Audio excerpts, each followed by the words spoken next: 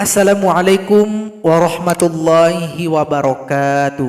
Sahabat pecinta Al-Quran semuanya, kita akan membahas materi yang ke-16 mengenai tanda-tanda wakaf yang ada di dalam Al-Quran.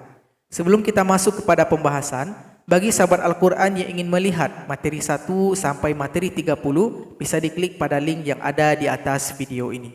Sekarang kita masuk materi 16. Tanda-tanda wakaf yang ada di dalam Al-Quran ada 6 tanda. Hanya satu tanda saja, itu huruf mim, yang kita dalam praktek baca Quran harus berhenti, tidak boleh lanjut. Sementara tanda yang lainnya itu kondisional. Selama makna dari ayat itu tidak salah, selama maknanya itu terjaga, kita boleh berhenti atau kita melewatkan. Sekarang akan kita jelaskan satu persatu. Yang pertama huruf mim. Huruf mim ini disebut dengan wakaf lazim. Kita harus berhenti. Berhenti dulu, ambil nafas, baru lanjut kepada bacaan berikutnya. Contoh, wa ma ya'lamu ta'wilahu illallah. Wajib berhenti di situ, tidak boleh lanjut. Tanda wakaf yang kedua adalah lam alif. Ini disebut dengan wakaf mamnu'. Ini sifatnya kondisional. Memang secara umum artinya dilarang untuk berhenti, namun ini harus menyesuaikan kepada makna. Selama maknanya sudah bagus, selama maknanya itu tidak menyalahi, maka kita boleh berhenti.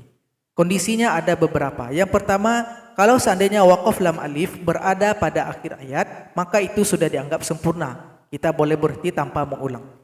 Ihdinas siratal mustaqim. Maka boleh kita lanjut pada bacaan berikutnya.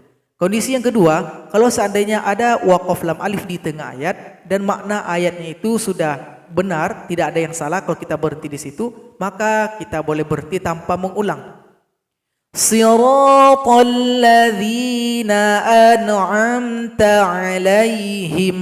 Boleh berhenti di 'alaihim. Kemudian kita lanjut pada bacaan berikutnya. Ghairil maghdubi 'alaihim walad dhalin. Kalau seandainya berhenti di alaihim tadi boleh, karena maknanya itu sudah dianggap sempurna. Namun kalau seandainya lebih lanjut, itu yang lebih bagusnya. Jadi kalau seandainya berhenti pada alaihim pada surah Al-Fatihah ini, maka boleh, karena maknanya itu sudah dianggap sempurna. Maka kita boleh untuk berhenti. Tapi alangkah lebih baiknya kita melanjutkan bacaan. Berikutnya, kalau seandainya wakaf lam alif ada di tengah ayat, tapi maknanya itu belum sempurna. Ini kaitan lagi dengan tafsir. Kalau seandainya tidak sempurna, maka kita berhenti di depan wakaf lam alif. Contoh, la tufsidu fil ardi qalu. Nah, kita berhenti di qalu di depan wakaf lam alif. Di mana ulangnya? Ulang lagi dari qalu, karena dia yang berada di depan wakaf lam alif. Qalu innama nahnu muslihun. Jadi untuk kesimpulan wakaf lam alif ini, kalau berada di akhir ayat maka boleh tanpa untuk diulang.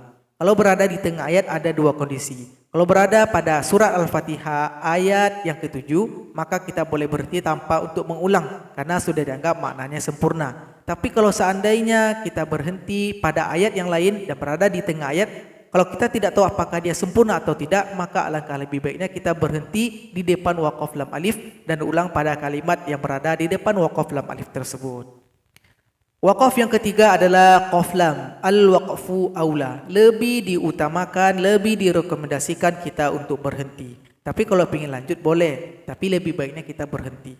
Jadi intinya boleh lanjut, boleh berhenti, namun lebih disarankan kita berhenti. Fasajadu illa iblis. Nah, jadi kita lebih disarankan untuk berhenti. Tanda wakaf yang keempat adalah shad lam. Shad lam ini al-waslu aula. Lebih diutamakan, lebih disarankan untuk melanjutkan bacaan. Jadi boleh berhenti, boleh lanjut, namun lebih disarankan kita lanjut. Aba wastakbara wa kana minal kafirin. Itu kalau kita melanjutkan. Tapi kalau berhenti boleh juga. Aba wastakbara wa kana minal kafirin.